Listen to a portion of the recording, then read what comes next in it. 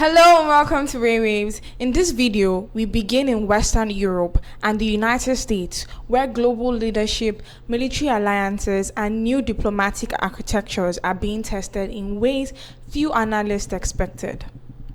On January 22, 2026, US President Donald Trump formally launched a foreign policy initiative known as the Board of Peace at the World Economic Forum in Davos, Switzerland, a gathering of world leaders, diplomats, business figures, and theorists from around the globe. Now, let's watch this footage closely. Donald Trump's Board of Peace aims to be a panacea for the world, an answer to conflict and wars.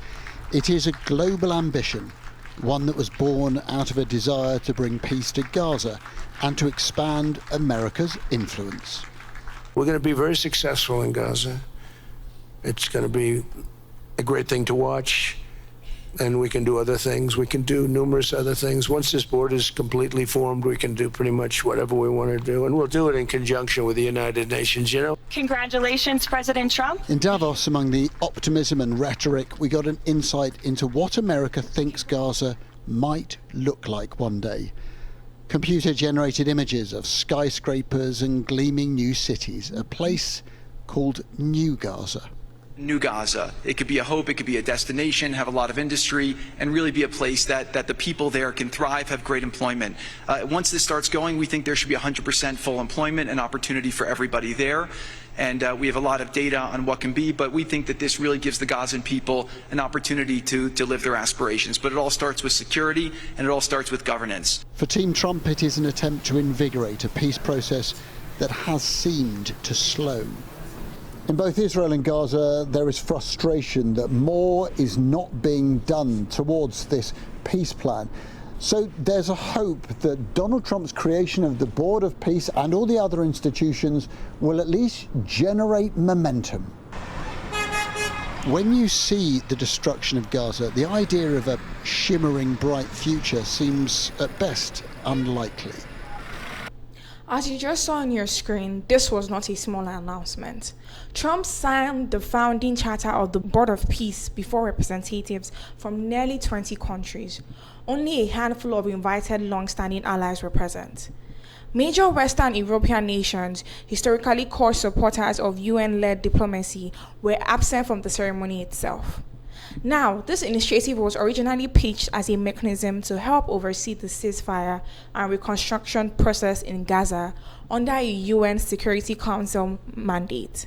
But in Davos, Trump expanded the scope, suggesting that the board could play a larger role in resolving conflicts worldwide. This initiative arrives just 3 years after the massive 2-year war between Israel and Hamas that devastated Gaza, during regional actors and eclipsed global diplomacy for much of 2024 and 2025. The board was initially conceived to help stabilize Gaza's governance and reconstruction under UN protocols, yet its evolving mandate now reaches far beyond that conflict. But not everyone interprets this expansion as peace building. The world already has peace and security structures: the United Nations Security Council, NATO's Political Council, the African Union Peace and Security Council. These bodies operate through law, process, and restraint. The Board of Peace is framed around authority and discretion. This approach is consistent with President Trump's long-standing foreign policy philosophy. Since his first term, he has argued that global institutions are slow in decision-making and allow weaker states to depend excessively on stronger ones. His preference has always been leverage over process. As you saw in the footage played earlier, the language is not about systems, it is about leadership. That framing becomes more consequential when we examine how the United States relates to its oldest military alliance. And this brings us to NATO. In the same period, President Trump renewed criticism of NATO member states, particularly over defense spending and burden sharing. He questioned whether the United States should be expected to automatically defend allies that, in his view, fail to meet agreed commitments. Let's take a look at this clip. Donald Trump's frenzied 2-day appearance at the World Economic Forum ended with more questions than answers about Greenland. An immediate crisis between the US and its European allies was averted, but there's still uncertainty over the future of the world's largest island. As he returned to Washington, the president was again pressed by reporters to explain what the deal, which he says will last forever, really means. We can do anything we want. We can do military. We can do anything we want. And it's being negotiated, and let's see what happens. I think it'll be good.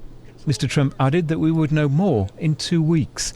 Another deadline from the president to find out whether this is a deal that everyone can live with. While we wait for further clarification, there is a sense of relief across Europe that the dispute over the island didn't escalate further. Donald Trump dominated the headlines during his time in Davos. As well as Greenland, he launched his Board of Peace initiative, envisioned initially as part of the peace process in Gaza, but with many countries reserving judgment and refusing to sign up, while overnight he continued his war of words with Canada by withdrawing its invitation to join the new body. The president also provoked outrage among MPs and veterans in the UK after claiming NATO troops stayed away from the front line in Afghanistan. His comments came during an interview with Fox News, in which he reiterated his suggestion that NATO would not support America if asked. We have never really asked anything of them. You know, they'll say they sent some troops to Afghanistan or this or that. And they did. They stayed a little back, a little off the front lines. The UK was among several allies to join the US in Afghanistan from 2001, when it invoked NATO's collective security clause after the attacks on 9/11. It's an absolute insult. It's an insult to 457 families who lost someone in Afghanistan. How dare he say we weren't on the front? Mr. Trump is now back at the White House, leaving chaos, confusion and much anger behind him in Europe. Peter Bowes, BBC News. Well, as you heard there, President Trump has faced criticism after claiming NATO troops stayed back from the front lines during the war in Afghanistan. 457 British service personnel were killed in the conflict. The Health Minister, Stephen Kinnock, told BBC Breakfast he was disappointed by President Trump's comments.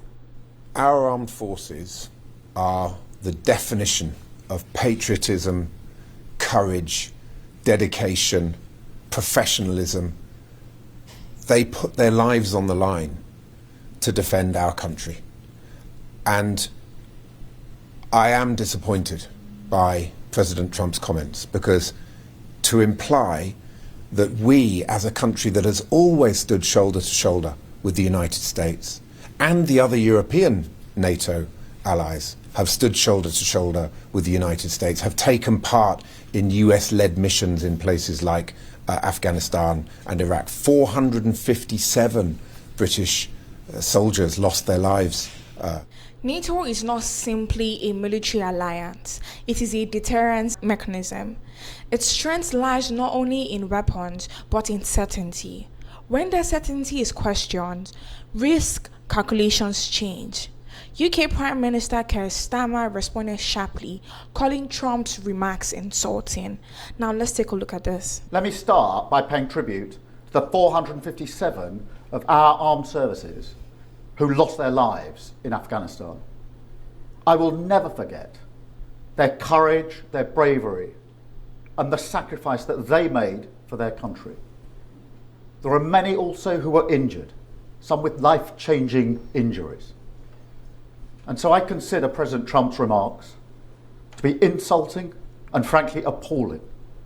And I'm not surprised they've caused such hurt to the loved ones of those who were killed or injured, and in fact, across the country. As well as politicians expressing a view, a lot of the relatives, some bereaved, others whose sons in particular suffered dreadful injuries. One is Diane Durney, mother of a man called Ben Parkinson, dreadful injuries. She has said that you need to be tougher with President Trump and demand an apology from him. Will you call for an apology from the President? Well, I've made my position clear, and what I say to Diane is if I had misspoken in that way or said those words, I would certainly apologise, and I'd apologise to her. This is becoming a bit of a habit now. You're having to distance yourself and criticise the president. It's about third or fourth time in this week. Are you getting a bit exasperated by some of the things President Trump says? We have a very close relationship with the US, and that is important for our security, for our defence and our intelligence, and it's very important we maintain that relationship. But it is because of that relationship that we fought alongside the Americans for our values in Afghanistan. And it was in that context that people lost their lives or suffered terrible injuries, fighting for freedom, fighting with our allies for what we believe in.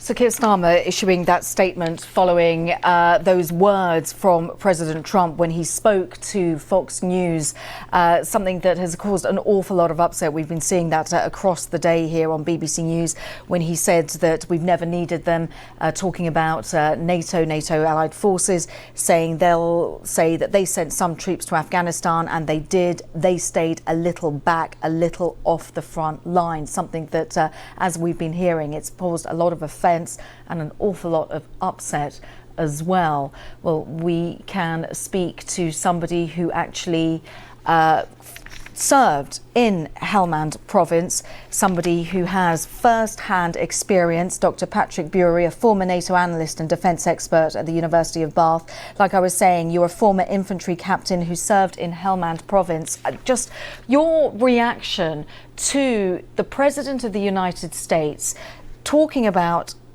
NATO allied troops staying back from the front line. Good afternoon, yeah, and thanks for having us on. I mean, it's wrong on so many levels, isn't it? And he keeps dropping to new levels over the last few weeks. It's unfortunate.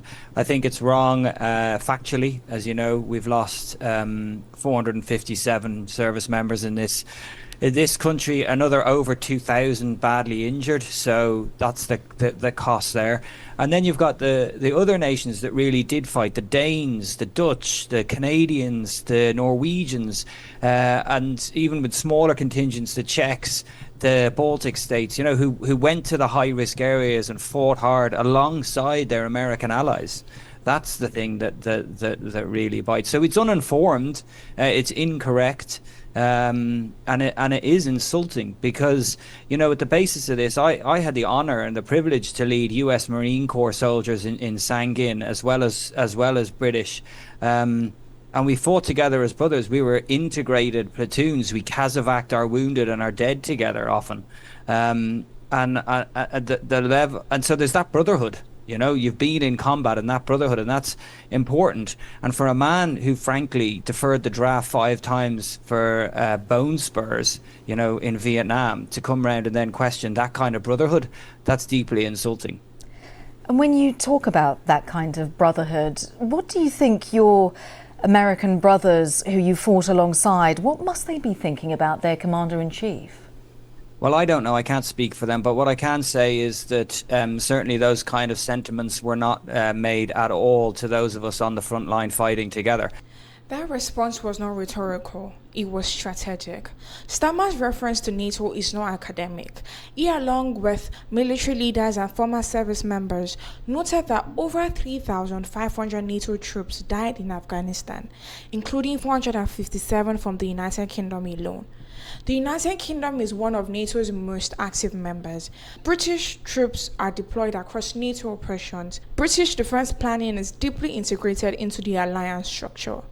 When the leader of NATO's most powerful member questions the alliance publicly, European leaders hear more than criticism. They hear vulnerability. Like when a sitting US president publicly criticizes the sacrifice and actions of allied troops, it does more than stir diplomatic discomfort. It reshapes perceptions of trust, alliance reliability, and the very foundation of collective defense that has underpinned transatlantic security since World War II. Words spoken at this level do not remain words. They reshape deterrence, they invite testing, and while leaders debate alliance credibility, another story inside the United States reveals a different dimension of power. Now let us move from global diplomacy to a story that is intimate, legal, and human. A story unfolding not in capitals, but in a detention facility in Texas. This next clip shows a U.S. Immigration and Customs Enforcement facility. Inside this system is a 5-year-old boy currently being held under immigration custody. Before you watch, understand this. US immigration law allows detention when legal status is unresolved. But the detention of very young children remains one of the most contested aspects of the system. Now watch this carefully. This is 5-year-old Liam Conejo Romas being taken by ICE agents in his family's driveway after getting home from preschool on Tuesday. Now, what exactly led up to this moment is in dispute tonight. Here's what the Department of Homeland Security is saying, that they were targeting the boy's father, who is from Ecuador, but when ICE agents approached them in the driveway, DHS says the dad took off and, quote, fled on foot, abandoning his child. The father was eventually apprehended and both were taken into custody together, the father and the son. The school district released a video of that moment showing the chaotic scene that many people in Minneapolis say has become all too familiar since those 3,000 federal immigration agents have arrived in their city. Where's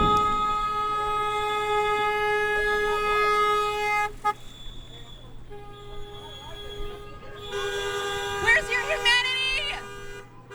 Where's your humanity? That's a kid. That is a child. It's a story that even the vice president acknowledged today sounded terrible when he first heard it. But while he was in Minneapolis on the ground today, J.D. Vance argued that after learning more about what happened in the video that you saw, he says the child's detention was justified. I see this story, and I'm a father of a 5-year-old, actually, a 5-year-old little boy, and I think to myself, oh my God, this is terrible. How did we arrest a 5-year-old? Well, I do a little bit more follow-up research. And what I find is that the 5-year-old was not arrested, that his dad was an illegal alien, and then when they went to arrest his illegal alien father, the father ran. So the story is that ICE detained a 5-year-old when what are they supposed to do? Are they supposed to let a 5-year-old child freeze to death? Are they not supposed to arrest an illegal alien in the United States?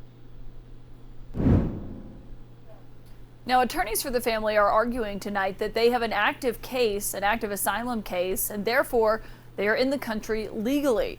They also say the dad here has no criminal record. And what we do know also from school district officials, as we're still trying to learn more about this, is that Liam is one of 4 of their students who have been detained by ICE in the last few weeks. The school board chair who witnessed Liam's detention today rejected how the vice president justified what happened. I heard, "What are you doing? Don't take the child." His mom, like, there are people here that can take him. There was another adult who lived in the home that was there saying, "I will take the child. I will take the child." Somebody else was yelling. They saw that I was there and said, "The school is here. They can take the child. You don't have to take them." And there was ample opportunity to be able to safely hand that child off to adults. And mom was there. She saw out the window, and dad was yelling, "Please do not open the door. Don't open the door." This is not a debate about legality alone. It is a question about design. The immigration system was not built for children, yet children continue to be absorbed into it. That is the contradiction this footage reveals. This is not an abstract debate. This is a child, a 5-year-old. This case has drawn national attention because of the age involved and the circumstances of detention. Under US law, ICE is authorized to detain individuals whose immigration status is under review. In certain cases, minors can be taken into custody when guardianship cannot be verified or legal claims remain unresolved. But the detention of young children remains one of the most controversial aspects of US immigration policy. Since at least 2018, when family separation policies sparked global outrage, successive administrations have promised reform, yet the system itself has not been fundamentally changed. Supporters of enforcement argue that detention prevents trafficking and ensures legal accountability, while critics argue that detention causes long-term psychological harm, particularly for children too young to understand the process. This case highlights a structural reality. US immigration law was not designed for sustained child detention, yet enforcement mechanisms increasingly pull children into the system. The question is no longer whether this is legal. The question is whether the system itself is fit for purpose. Now we turn to East Africa and the story of one of Uganda's most prominent opposition figures, Dr. Kizza Besigye. Besigye is a physician, former military officer, and a long-time leader in Uganda's political opposition. He has spent more than a year in detention, charged with treason and related offenses. Besigye was once a leading figure in Ugandan politics, challenging incumbents and galvanizing public support for democratic reform. But his political journey has brought him into frequent conflicts with the regime of President Yoweri Museveni, who has ruled Uganda since 1986, extended his tenure through constitutional changes, and centralized authority around himself and his inner circle. In November 2024, Besigye was detained in Kampala following charges that included alleged attempts to overthrow the government, allegations he and his supporters deny, calling them politically motivated. His legal status has been the center of intense controversy. In early 2025, the Supreme Court of Uganda ruled that civilians could not be tried in military courts, sending a clear signal about constitutional protections. Yet, prosecutors continue to pursue treason charges, arguing that the severity of the allegations justified proceedings. Now, in January 2025, Besigye's health has become a central issue. His party, the People's Front for Freedom, and his wife, Winnie Byanyima, has raised alarm about his deteriorating health in detention, requiring overnight transfer to a medical facility in Kampala. They say he's being denied proper medical care, while prison officials insist Besigye is not critically ill. Now let's watch this footage. Winnie Byanyima is worried about her husband. Opposition politician Kizza Besigye has been in prison since November, charged with treason, an offense that carries the death penalty. This is the latest picture of him in Luzera prison, where he's said to be in solitary confinement. His family says he's critically sick, but is not receiving proper medical attention. They say he wants to be transferred to a private hospital where his personal doctor works. The prison service denies that Besigye's life is in danger, but say he's under medical supervision. He's in a cell that hardly has air coming in. It has a little ventilator that is very high up, and hardly any light comes into that room. It's tiny, it's so thin. When you get off the bed and there's only space to stand up between the bed and the two walls. That's how tiny it is. And he sleeps on a thin mattress that is full of bed bugs. He's always complaining of being bitten by bed bugs. Besigye was arrested by Ugandan authorities in the Kenyan capital and taken back to Uganda with the help of the Kenyan government next door. Prosecutors in Kampala have also charged him with illegally possessing a firearm and threatening national security. Besigye has been part of Ugandan politics for decades. He was President Yoweri Museveni's personal doctor before the two fell out. He's run for the presidency 4 times. Besigye has been detained several times over the years, but this is the first time that he has been in prison for so long. His family says that they don't expect a free trial.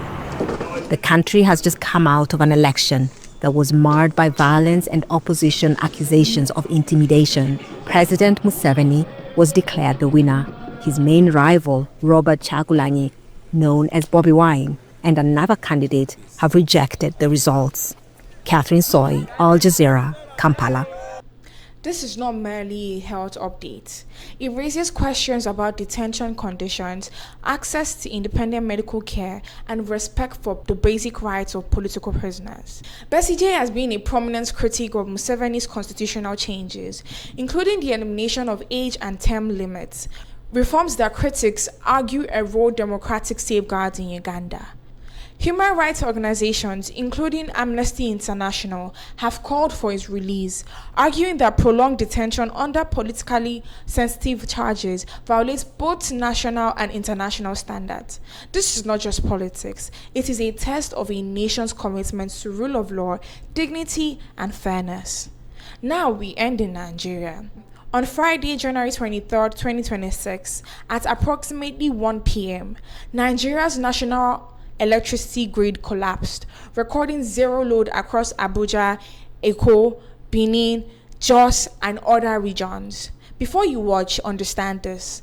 This is not an isolated incident. Nigeria's grid has collapsed repeatedly over the past decade, despite privatization reforms, tariff adjustments, and policy restructuring. Now watch this footage. News in, we hear that the national grid is down. Again, I'm trying to get more reports around this, but the Nigeria's power grid collapses for the first time in 2026. That's the report we have now, saying it collapsed Thursday morning, plunging Africa's most populous nation into darkness for the first time in 2026, and reviving questions about the country's state of power infrastructure. The national grid failed at approximately 11:40 a.m. Nigerian time. That's according to data gathered.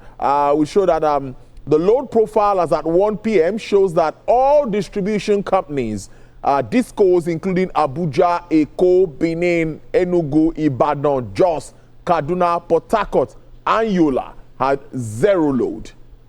The outage came shortly after operators report robust demand across major urban centers, with Abuja Electricity Distribution Company receiving 639 megawatts and Ikeja received about 630 megawatts before the system went down. The Transmission Company of Nigeria has not stated the cause for the failure, though as the timeline for full recovery remains unclear.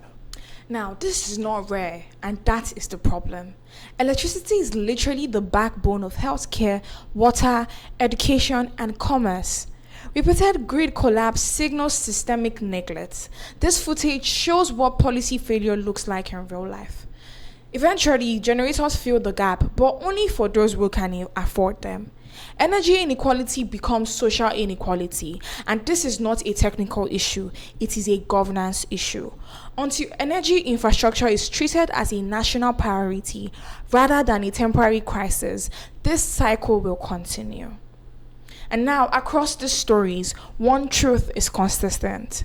Power reveals priorities. Who is protected, who is pressured, who is detained, and who sits in darkness. From Washington to Kampala to Abuja, systems are speaking. Our responsibility is to listen carefully and think carefully. Watch the footage again, ask better questions, and never confuse authority with accountability. I'm Kosi Sochukwu. Thank you for watching Waywayves. Make sure to like, comment, share, and subscribe to our YouTube channel. Until next time.